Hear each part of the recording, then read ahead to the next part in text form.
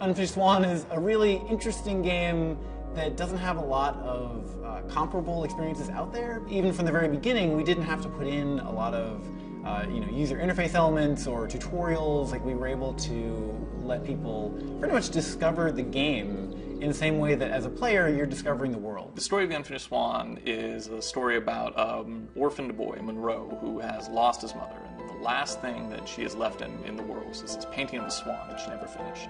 And one night the swan gets up out of the painting and wanders into this fantastic world. And Monroe follows the swan and in an attempt to catch it, an attempt to really hold on to the last thing he has of his mother's.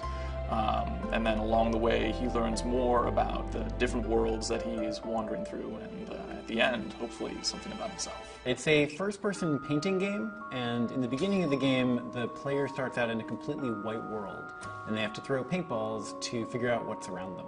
Our paint splatting, that's really the central piece of tech that we've spent the most time on trying to really polish and make look as realistic, but also as stylized as possible.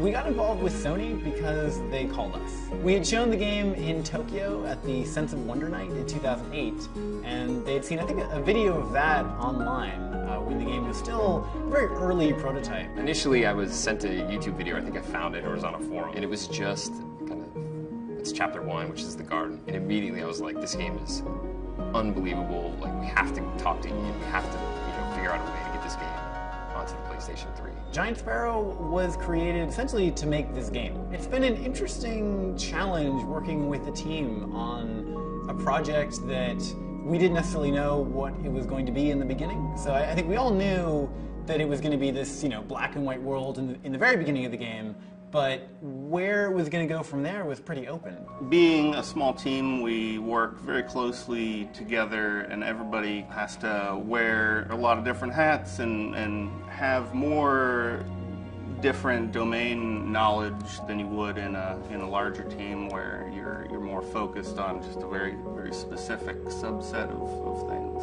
I think this game appeals to two very different sets of people. There's the hardcore gamer, and then there's the person who doesn't really like games. And oddly enough, I think the game appeals to both of those people for a lot of the same reasons. I don't really know where video games are headed. All I know is that I hope that wherever they're headed, there's still places for games like the Unfinished Swan to exist, because I think they're fantastic and I think they grow the medium.